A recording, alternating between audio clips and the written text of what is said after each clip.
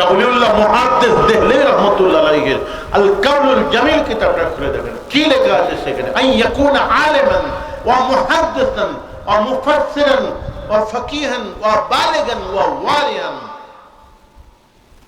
কে মেম্বারে বসবে ওয়াজ করতে? তাকে আলেম হতে হবে, তাফসীরের উপর জ্ঞান রাখতে হবে, হাদিসের উপর জ্ঞান রাখতে হবে, ফিকহের উপর জ্ঞান রাখতে হবে, তাকে বালেগ হতে হবে, ওয়া ওয়ারিয়ান, তার অন্তরে আল্লাহর ডর হয়ে থাকতে হবে, খোদাভীরু মানুষ হতে হবে। আজকে পীর মাশায়েখ ওলিয়া আউলিয়ারা কত কষ্ট করে এই মেম্বারে রাসূল এই ওয়াজের প্রথা তারা চালু করলেন, আর সেটা তুমি এসে নষ্ট করে দেবে, যা খুশি তাই করবে, আর তার উত্তরসূরি হয়ে আমরা বসে বসে দেখবো। ওসব মেয়ে ছেলেদের কথা চলবে না, এখানে হাসি ঠাট্টা এখানে চলবে না। من اتخذ هذه الكلمات ويعلم من يعملهن فأخذ بيده فعدى خمسا। الله النبي আবু হুরায়রা রাদিয়াল্লাহু তাআলা আনহুর হাত ধরে একদম গুনে গুনে 5টা নসিহত করেছিলেন। তার মধ্যে শেষ নসিহতটা আল্লাহর নবী বলেছিলেন, ইয়া আবা হুরায়রা লা তাকসিরিদ দিহকা ফাইন্নাদ দিহকা তুমিতুল কালবা। হ্যাঁ আবু হুরায়রা, আমি নবী তোমাকে নসিহত করছি, যতদিন তুমি বাঁচবে খবরদার দুনিয়ার বুকে বেশি হাসবে না। আবু হুরায়রা, বেশি হাসলে অন্তর গরবটা দিলটা মরে যাবে। হাদিস পড়ে না, এই হাদিস সব এরা পড়েছে। আমি বললাম যে বর্তমান সময় ইয়াং জেনারেশন তারা এইটা পছন্দ করছে, তা এখন এইটাই টাকা আছে, এটাই দাওয়াত বেশি হচ্ছে, এখন চালাও। বুঝতে পারছেন না কথা? এখন সরিয়ে থাক। তাই বলছিলাম, আল্লাহ রসুলের থেকে বড় পীর সাহেব, বড় ওয়াইজিন আর পৃথিবীতে কেউ ছিল? বড় হুজুর, বড় মোবাল্লেগ, বড় আমির, বড় সুফি সাহেব? আমার রসুল ওয়াজ করতেন যখন, সাহাবারা এত কান্না কানতেন। ফজরের নামাজের পরে আল্লাহ নবী যখন ওয়াজ করতেন, সাহাবারা এত কান্না কানতেন। ওয়া জারাফাতিল উয়ুন ওয়া উজিলাতিল কুলুব, চোখের পানিতে সাহাবাদের বুকের কাপড়টা, সিনা মোবারকের কাপড়টা পুরো ভিজে যেত, বুক ভেসে যেত চোখের পানিতে। হাত্তা তাবুল্লা লাহিয়াতুহু, চোখের পানিতে দাড়ি মোবারক ভিজে যেত। তাহলে আল্লাহ নবীর ওয়াজের মাহফিলটা কান্নার মাহফিল ছিল। রিওয়ায়াতে এসেছে দাজ্জাল মুসলিমুনা দাজ্জাতান, সাহাবারা আবার চিখ মেরে আল্লাহ নবীর ওয়াজ শুনে তারা বেহুশ হয়ে যেতেন। মসজিদ নববীর মেম্বারে বলুন সুবহানাল্লাহ, বেহুশ হয়ে যেতেন। কি ওয়াজ! হাসি ঠাট্টা, রং তামাশার অ্যাক্টিং করা, অঙ্গি ভঙ্গি দেখাবার জায়গা না ওটা। আজকে তাই বলছিলাম, এটা সিলসিলা ফুরফুরা শরীফের মাহফিল। এখানে কোরআন হাদিস অনুযায়ী, সারা শরীয়ত অনুযায়ী এখানে ওয়াজ নসিহত হয়। আল্লাহ নবীর 63 বছরের জীবনের আদর্শের কথা এখানে হয়। আখলাকের নবাবে কি করে হবে সেই কথা এখানে আমরা বসে শুনি। আল্লাহ নবী সুন্নত তরিকা অনুযায়ী কি করে আমরা চলবো সেই কথা আজকে এখানে বসে আমরা শুনি। কোরআন হাদিসের কথা আমরা শুনি। আজকে আমাদের অন্তর থেকে আল্লাহর ডর হয়ে উঠে গেছে। 1 মাস আমরা ফরজ রোজা রেখেছি, তারাবির নামাজ পড়েছি, আল্লাহ আমাদেরকে রেখিয়েছেন। সকলে বলেন আমিন। আমরা রোজা রেখেছি, আবার ঈদের নামাজ পড়েছি, তারপরে আবার একসঙ্গে আমরা আজকে সকলে বসেছি। আমার দাদা যে মেজে হয়েছিল বলতেন যে এটাও একটা আমাদের ঈদ। বলছেন আমরা মুসলমান, আমাদের এই দুনিয়ায় কি খুশি আছে বাবা, আমার তো খুশি আখেরাতে। মেজে হুজুর বলতেন আমার দাদা যান, এই দুনিয়ায় তো হাতে গোনা কয়েকটা খুশি। ঈদের দিন একটা আমাদের খুশি, বকরা ঈদের দিন একটা আমাদের খুশি, আর বিয়ে শাদী এটা খুশি, আর একটা হচ্ছে এই ওয়াজের মাহফিল, মিলনের মাহফিল, খুশির মাহফিল। কয়েকদিন ধরে আমাদের মনে একটা আনন্দ যে ফুরফুরা শরীফ থেকে ভাই সাহেব আসবে, আলেম ওলামারা আসবে, আত্মীয় স্বজনরা আসবে, সকলে একসঙ্গে আজকে এখানে কাঁধে কাঁধ মিলিয়ে বসে আছি। একটা আনন্দ, এটা আমাদের কোরআন হাদিসের কথা শুনবো। কালকে দেখবেন এখানে আর কেউ নাই, একটা জনক পোকা পড়ছে, মন খারাপ হবে এই জায়গাটা দেখলে। বাচ্চাদের মনে একটা আনন্দ যে কালকে আমাদের মাহফিল হবে, এটা ওই দিক থেকে একটা আমাদের আনন্দ, খুশি। আর এই ঈদকে উপলক্ষ করে আমাদের ইন্ডিয়ায় কত জায়গায় যে মিলন মেলা, ঈদ মিলন মেলা বলে মেলা হলো, আর সেই মেলায় যত রকম আপনার সব কিছুই হলো, ফাংশন, নায়ক নায়িকাদেরকে নিয়ে এসে সেখানে গান, নাচ, যত রকম হারাম কাজ। খুশিটা তো কোরআন হাদিস মোতাবেক হতে হবে। 3 দিন 4 দিন ধরে মঞ্চ করে রেখে দেয়, সেখানে ডিজে বাজিয়ে নাচে, গান বাজায় 3-4 দিন ধরে। আজকে আমরা রোজা রাখলাম, আবার এরকমও হয়েছে ফুরফুরা ইসালে সাহাবে, দাদা হুজুর ইসালে সাহাবে গেছে রোজার মাসে, গিয়ে দুপুর বেলায় হোটেলে বসে বসে বেহায়া মতন গোশ কষা দিয়ে ভাত খাচ্ছে, বিরিয়ানি খাচ্ছে, মুরব্বী মানুষ, বয়স্ক মানুষ। কেন? আমাদের অন্তর থেকে আল্লাহর ডর হয়ে উঠে গেছে। বড় বড় হোটেলগুলোতে সব পর্দা লটকে দেয়, তার মধ্যে এমনি সময় যদি 10 হাঁড়ি ভাত সেল হয়, তো রমজান মাসে 15 হাঁড়ি। কিন্তু লুকিয়ে লুকিয়ে, মানে বউকে বলেছে আমি রোজা রাখি, ছেলেদেরকে বলেছে, আত্মীয় স্বজন করছে আমি রোজা রাখি, গ্রামবাসী বলছে রোজা রাখি। যেই 12:30 একটা হয়ে গেল, মোটর সাইকেলে করে গিয়ে ওই পর্দার মধ্যে ঢুকে যে সেখানে একদম 2 প্লেট গোশ কষা দিয়ে ভাত খেয়ে ফেললাম। এসে একদম মুখ শুকিয়ে আপনাদের কাছে আমাদের কাছে ঘুরছে, আমরা মনে করছি কি বড় রোজাদার রে বাবা। এই জন্য এত সব, প্রত্যেকটা যে ফরজ ইবাদত আছে সেগুলো কিন্তু চোখে দেখা যায়। যদি নামাজ না পড়ে চোখে দেখা যাবে, কোরআন না পড়ে চোখে দেখা যাবে, কিন্তু কেউ যদি লুকিয়ে লুকিয়ে যদি রোজা রেখে বাড়িতে খায় আর যদি আপনাকে আমাকে না বলে, জানা যাবে?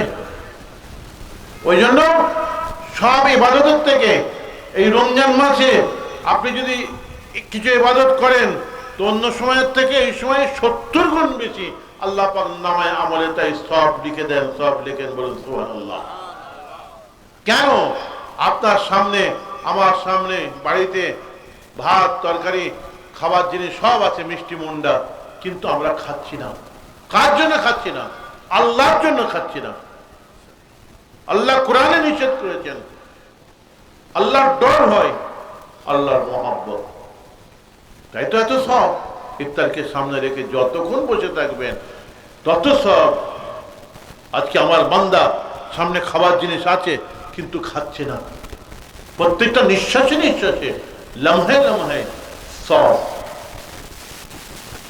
আজকে সে আল্লাহর ডর হয়ে উঠে গেছে।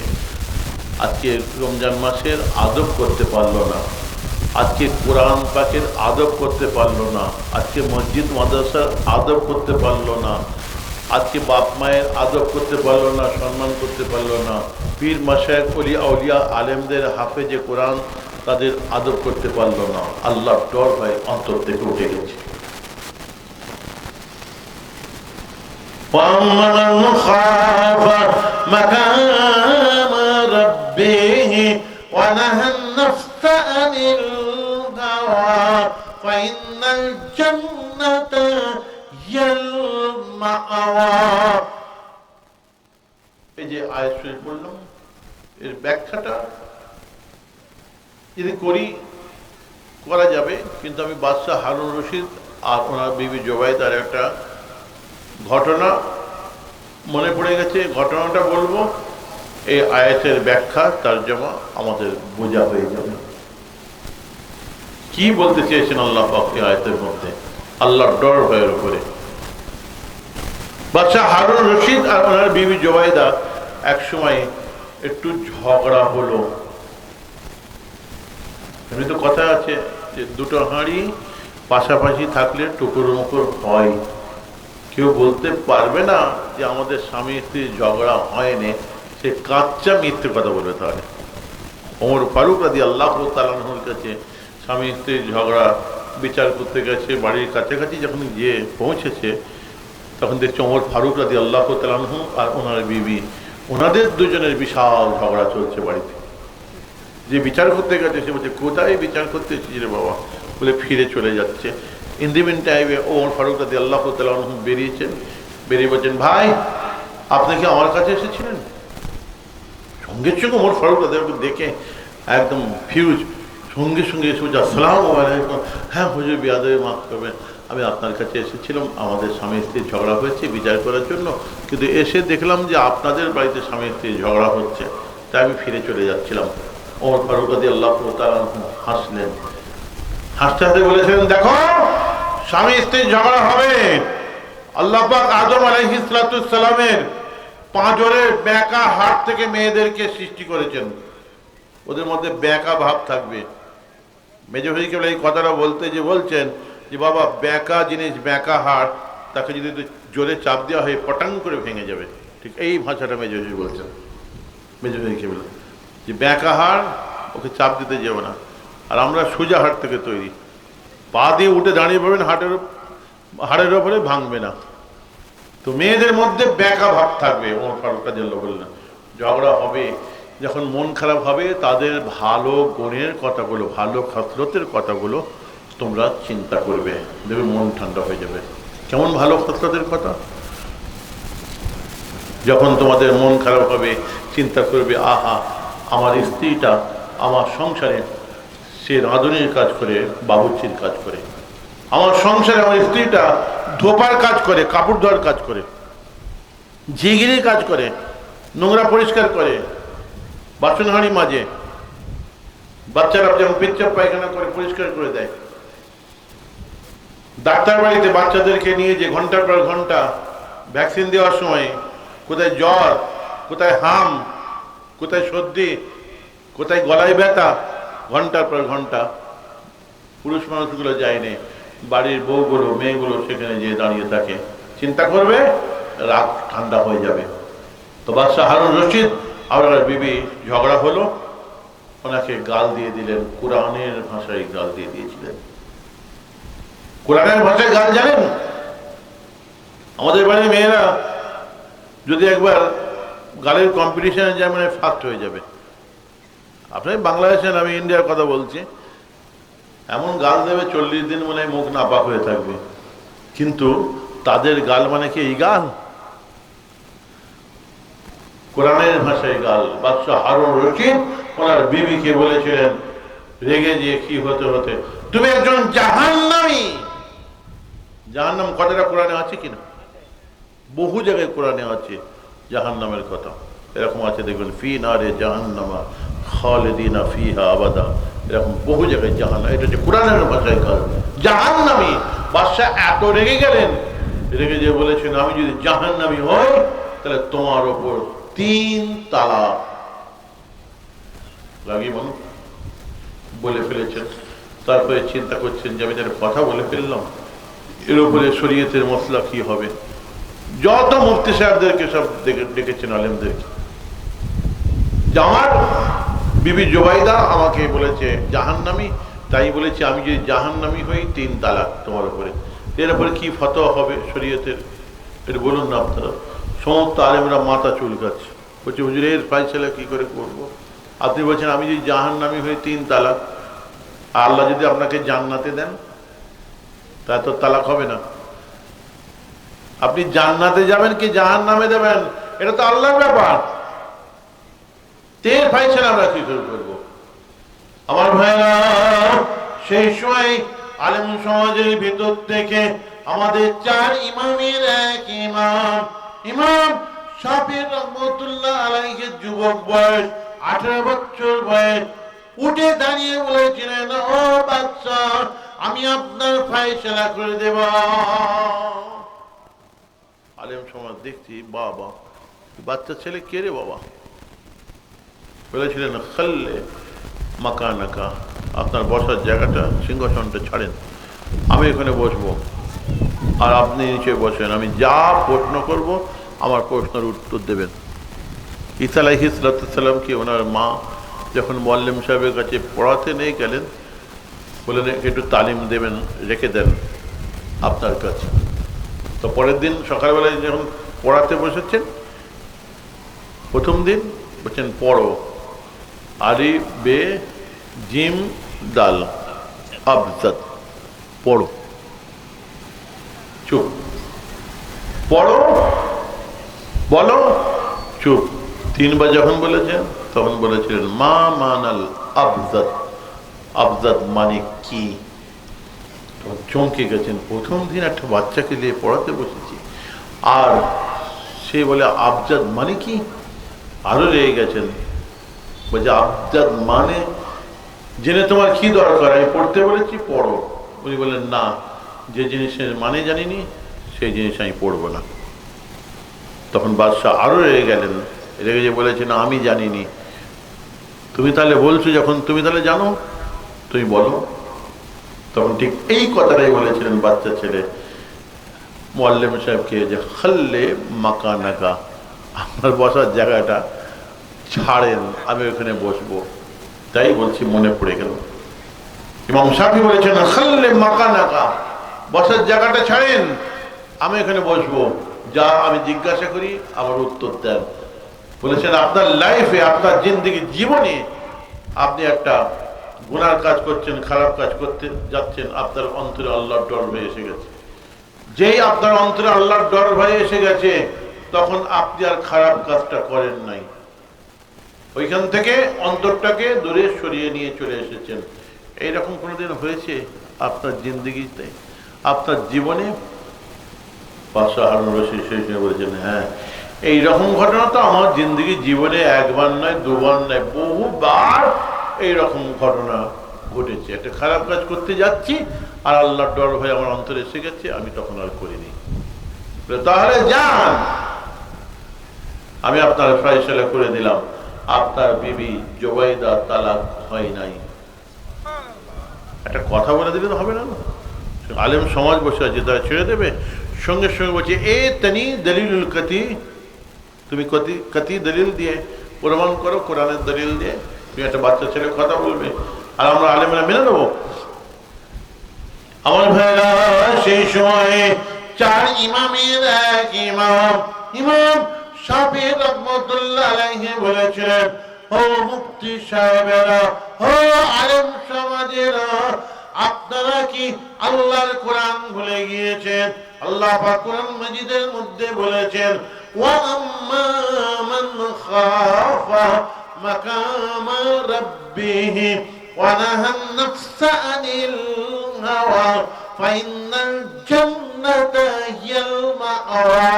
এই আয়াতের মধ্যে আল্লাহ পাক বলেছেন, যদি কোনো মানুষ কোনো অন্যায়, অপরাধ, খারাপ কাজ, গুনার কাজ করতে যাচ্ছে, করতে গিয়ে আমি আল্লাহ আমার ডর ভয়ে যদি একবার সেই জায়গা থেকে নিজের অন্তরটাকে দূরে সরিয়ে আনতে পারে, আমি আল্লাহ তার ইসলাম জান্নাতুল মাওয়া দান করে থাকি। বাদশাহ হারুন রশিদ কি বলেছিল? আমি যদি জাহান্নামী হয়ে 3 তালাক, যে জান্নাতি হন তাহলে তো তালাক হবে না। তো উনি কোরআনের আয়াতে সাব্যস্ত করে দিলেন যে উনি গুনার কাজ করতে গিয়ে অন্তর বহুবার দূরে সরিয়ে এনেছেন, গুনার কাজ করেননি। কোরআনের কথা অনুযায়ী উনি জান্নাতুল মাওয়ার মাকামের মানুষ। বলছেন আমি যে জাহান্নামী হয়ে 3 তালাক, কিন্তু জান্নাতুল মাওয়ার মাকামের মানুষ। তাই আমি বলেছি আপনার বিবি জুবাইদা তালাক হয় না, বলুন সুবহানাল্লাহ। বাদশার অন্তরে আল্লাহর ডর হয়েছিল বলে বাদশা আজকে বেঁচে গেল। আমাদের অন্তর থেকে আল্লাহর ডর ভয় উঠে গেছে। সে আল্লাহর ডর ভয় শিখতে গেলে আপনাকে আমাকে পিরানের তরিকা বদরগানের দিন ওলি আউলিয়াদের দরবারে যে খাশিয়াত ইলাহির মাকাম হাসিল করতে হবে। খৌফ ইলাহির মাকাম হাসিল করতে হবে, এমনি এমনি আল্লাহর দরবারে আসবে না, তাদের দরবারে যে এই জায়গাটাকে ঠিক করতে হবে। ইসলাহে কলব, আত্মশুদ্ধি, তাজকিয়া নফস, রেকটিফাই অফ হার্ট যাকে ইংলিশে বলে। লা ইলাহা ইল্লাল্লাহ ধাক্কা মারতে হবে। লোহায় জং পড়ে গেলে সিরিজ কাগজ দিয়ে ফাইল দিয়ে ঘষলে পরিষ্কার হয়ে যায়, কিন্তু আপনার আমার কলবে ময়লা পড়ে গেছে, কলবের ময়লা কি করে পরিষ্কার হবে? লা ইলাহা ইল্লাল্লাহ জিকির করতে হবে, জব লাগাতে হবে, ধাক্কা মারতে হবে, কলব পরিষ্কার হয়ে যাবে। পীরদের দরবারে যে জিকির এবং সোহবত, এই যে একটা আপনারা ভালো সোহবত আজকে বসেছেন, এরকম পীর মাশায়েখ ওলিয়া আউলিয়াদের সোহবতে যদি আমরা বসি, নেক আল্লাহওয়ালা সালফে সালেহিন তাদের দরবারে যে আমরা বসি, এই বসার সঙ্গে সঙ্গে কিন্তু আমাদের অ্যাকশন শুরু হয়ে যাবে, আমাদের কলবের বিমারির ওষুধ হয়ে যাবে এই বসাটাই। আমি বলছি না, ইব্রাহিম খাওয়াস রহমতুল্লাহ আলাইহি বলেছিলেন, দাওয়াউল কলবে খামসাতু আশিয়াইন, তিনি বলেছিলেন প্রত্যেকটা যে আমাদের কলবের যে বিমারি আছে, রোগ ধরেছে, এই রোগের 5টা ওষুধ। তার মধ্যে 1 নম্বরে বলেছিলেন ওয়া কিয়ামিল লাইলি বিতাদাব্বুর, গভীর রাত্রে কিছুক্ষণ সময় যদি কোরআন তেলাওয়াত করে কেউ, তাহলে কলবের বিমারি ভালো হয়ে যায়। বলেন সুবহানাল্লাহ। আমার রাসূল গভীর রাত্রে কোরআন তেলাওয়াত করতেন। আমার জানা আয়েশা রাদিয়াল্লাহু তাআলা আনহা বলেছেন, রাত দুপুরে যখন আমার ঘুম ভেঙে যেত, আমি দেখতাম আমার হুজরা শরীফের ভিতরে দাঁড়িয়ে দাঁড়িয়ে আমার স্বামী আল্লাহর নবী তুলে মুফাসসাল এত লম্বা কোরআন তেলাওয়াত করতেন, ঘন্টার পর ঘন্টা দাঁড়িয়ে নামাজ পড়তেন। তাই আমি লক্ষ্য করতাম আল্লাহর নবীর, আমার স্বামীর কদম মোবারক দুটো, পা মোবারক দুটো ফুলে যেত। রাতের বেলায় আমার রাসূল নামাজ পড়তেন। আর পীর মাশায়েখ ওলিয়া আউলিয়াদের